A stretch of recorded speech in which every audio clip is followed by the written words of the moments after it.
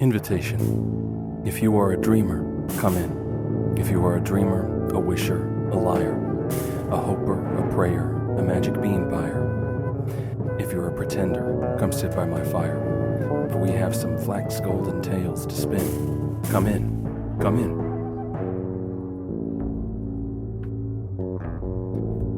The acrobats. I'll swing by my ankles, she'll cling to your knees as you hang by your nose from a high-up trapeze. But just one thing, please, as we float through the breeze. Don't sneeze. Magic. Sandra's seen a leprechaun. Eddie touched a troll. Lori danced with witches once. Charlie found some goblin's gold. Donald heard a mermaid sing. Susie spied an elf. But all the magic I have known, I've had to make myself. Ickle me, pickle me, tickle me too. Ickle me, pickle me, tickle me too. Went for a ride in a flying shoe. Hooray, what fun, it's time we flew. Said Ickle me, pickle me, tickle me too. Ickle was captain and Pickle was crew, and Tickle served coffee and mulligan stew. As higher and higher and higher they flew. Ickle me, pickle me, tickle me too. Ickle me, pickle me, tickle me too. Over the sun and beyond the blue. Hold on, stay in, I hope we do. Cried Ickle me, pickle me, tickle me too. Ickle me, pickle me, tickle me too. Never returned to the world they knew. And nobody knows what's happened to dear Ickle me, pickle me, tickle me too. The flying festoon. Oh, I'm going to ride on the flying festoon. I'll jump on his back and I'll whistle a tune. And we'll fly to the outermost tip of the moon, the flying festoon and I. I'm taking a sandwich, a ball, and a prune, and we're leaving this evening precisely at noon, for I'm going to fly with the flying festoon, just as soon as he learns how to fly. No difference. Small as a peanut, big as a giant. We're all the same size when we turn off the light.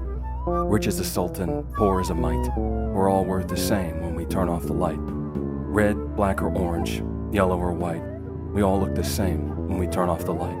So maybe the way to make everything right is for God to just reach out and turn off the light. Where the sidewalk ends. There is a place where the sidewalk ends, and before the street begins, and there the grass grows soft and white, and there the sun burns crimson bright, and there the moonbird rests from his flight to cool in the peppermint wind. Let us leave this place where the smoke blows black and the dark street winds and bends. Past the pits where the asphalt flowers grow, we shall walk with a walk that is measured and slow, and watch where the chalk-white arrows go to the place where the sidewalk ends. Yes, we'll walk with a walk that is measured and slow, and we'll go where the chalk-white arrows go. For the children, they mark, and the children, they know the place where the sidewalk ends.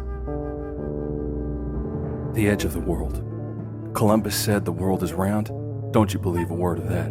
For I've been down to the edge of the world, sat on the edge where the wild wind whirled, peeked over the ledge where the blue smoke curls, and I can tell you, boys and girls, the world is flat. The bagpipe who didn't say no. It was 9 o'clock at midnight at 3:15 when a turtle met a bagpipe on the shore side by the sea, and the turtle said, "My dearie, may I sit with you? I'm weary." And the bagpipe didn't say no. Said the turtle to the bagpipe, "I've walked this lonely shore. I have talked to waves and pebbles, but I've never loved before. Will you marry me today, dear? Is it no you're going to say, dear?" And the bagpipe didn't say no. Said the turtle to his darling, "Please excuse me if I stare, but you have the plattest skin, dear, and you have the strangest hair. If I begged you, pretty please, love, could I give you just one squeeze, love?" And the bagpipe didn't say no. Said the turtle to the bagpipe, "Ah, you love me, then confess. Let me whisper in your dainty ear and hold you to my chest." And he cuddled her and teased her, and so lovingly he squeezed her. And the bagpipe said, "Auga." Said the turtle to the bagpipe, "Did you honk or bray or neigh for the auga when you're kissed is such a heartless thing to say? Is it that I've offended? Is it that our love is ended?" And the bagpipe didn't say no. Said the turtle to the bagpipe, "Shall I leave you, darling wife? Shall I waddle off to Woden? Shall I crawl out of your life? Shall I move, depart and go, dear? Oh, I beg you, tell me, no, dear. But the bagpipe didn't say no. So the turtle crept off crying, and he ne'er came back no more. And he left the bagpipe lying on that smooth and sandy shore. And some night when tide is low there, just walk up and say, hello there, and politely ask the bagpipe if this story's really so. I assure you, darling children, that the bagpipe won't say no. The long-haired boy. There was a boy in our town with long hair. I mean really long hair. And everybody pointed at him and laughed at him and made fun of him. And when he walked down the street, the people would roar and stick their tongues out and make funny faces and run in and slam their door and shout at him from the window until he couldn't stand it anymore. So he sat down and cried till his whole body shook, and pretty soon his hair shook too, and it flapped and flapped, and he lifted and flew. Straight up in the air like a helicopter, Jenny Ricks saw him and dropped her knitting and screamed, "It's a flying kid!" Lukey Hastings ran and hid under Old Man Merrill's car. Miss Terrence fainted. Henry Quist tried to shoot him down, but missed. "I thought he was a crow," he said, and round he sailed all through the day, smiling in the strangest way, with the wind in his hair and the sun in his eyes. We saw him swoop and bank and rise. He brushed the treetops and skimmed the grass on Yerby's lawn and almost crashed right into Hanson's silo, but zoomed up in time and almost hit the courthouse. Old Man Cooley bit right through his napkin when he saw a kid fly through the diner door and out of the window, tipping the ladder where Smokey was painting. He almost had a heart attack. He clung to a rafter. The kid flew on, us running after, cheering and sweating and screaming, "Hooray!" Mayor Lowry shouted, "Hey, come down here, kid. We'd like to say how proud of you we are today. Whoever thought our little town would have a hero in it? So I'd like to proclaim this day. Hey, kid, will you please come down for just a minute?" But the flying kid did not come down. He treaded air above the town, sort of crying and looking down at all of us here on the ground. Then up he flew, up into the clouds, flapping and flying so far and high, out past the hills and into the sky, until a tiny speck against the sun was all we could see of him. Then he was gone.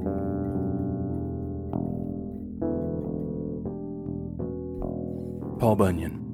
He rode through the woods on a big blue ox. He had fists as hard as chopping blocks, 500 pounds and 9 feet tall. That's Paul. Talk about working when he swung his axe. You could hear it ring for a mile and a half. Then he'd yell, "Timber," and down she'd fall. For Paul. Talk about drinking. That man's so mean that he'd never drink nothing but kerosene, and a 5-gallon can is a little bit small. For Paul. Talk about tough. Well, he once had a fight with a thunderstorm on a cold, dark night. I ain't saying who won, but it don't storm at all around here, thanks to Paul. He was 90 years old when he said with a sigh, "I think I'm gonna lay right down and die, 'cause sunshine and sorrow, I've seen it all," says Paul.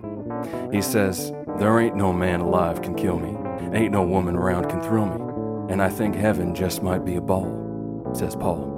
So we died, and we cried. It took 18 men just to bust the ground. It took 24 more just to lower him down.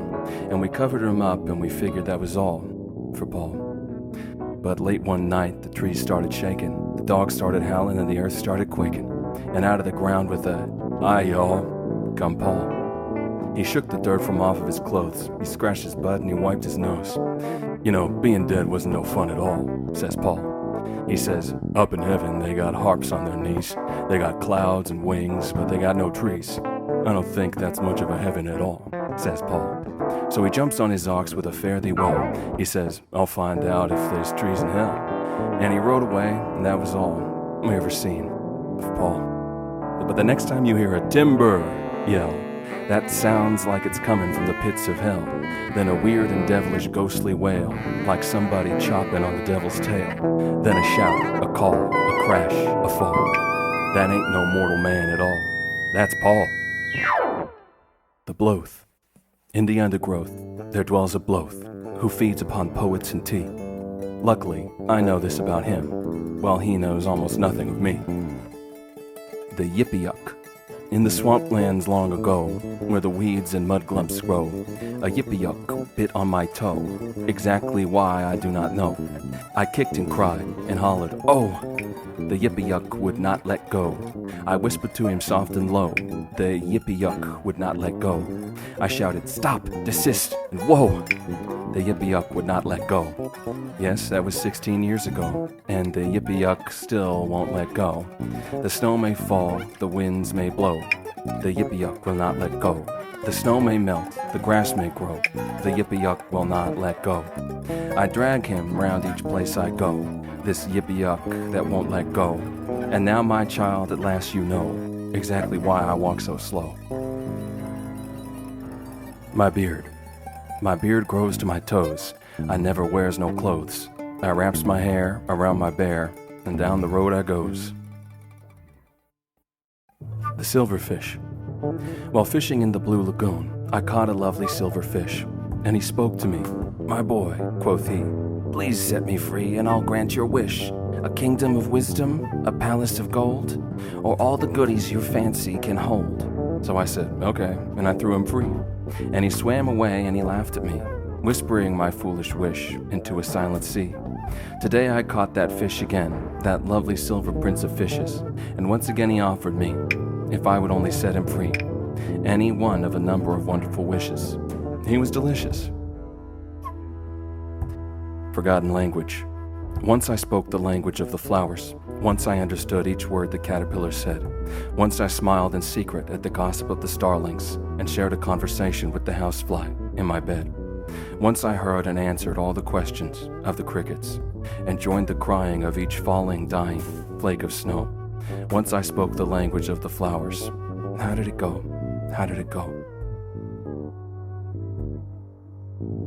The search. I went to find the pot of gold that's waiting where the rainbow ends. I searched and searched and searched and searched and searched and searched, and then there it was, deep in the grass, under an old and twisty bough. It's mine, it's mine, it's mine at last. What do I search for now?